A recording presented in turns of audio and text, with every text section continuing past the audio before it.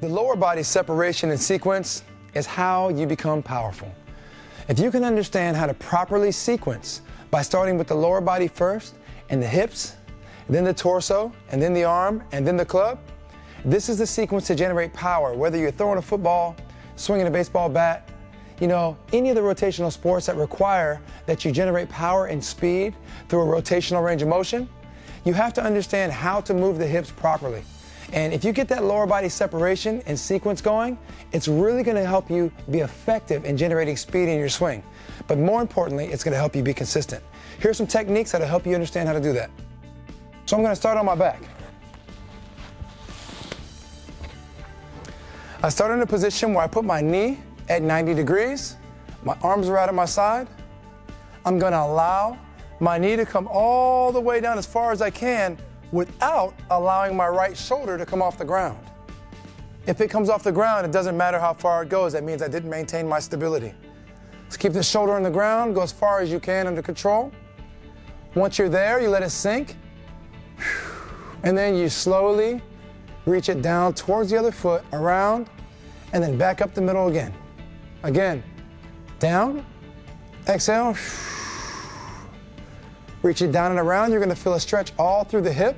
And it's not a static stretch. It's a dynamic stretch that's taking you through a full range of motion. And then you come around. Okay? The next exercise we're going to do to really create that separation is going to be involving our club. So now here's where we make it practical.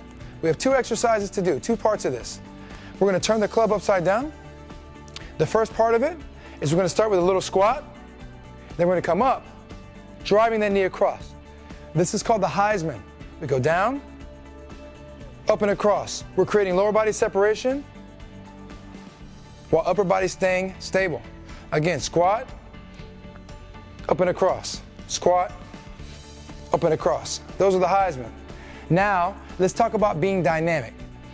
Earlier, we discussed being able to get into the front side and get into the back side. But now, how do we put that into something that looks like the golf swing? You start into your backswing, and then you fire. Speed. Lower body is loaded on the back, fire into the front side if you're a right-handed golfer. You do the opposite if you're left-handed. Down easy, fire up and into that side. When the hips start moving faster, everything else starts to move faster to follow. If you want to have more speed and more power, first get the range of motion. Next, start to understand how to rotate, and then third, add speed to it. This is how you add speed and distance and do it safely within the confines of your golf swing.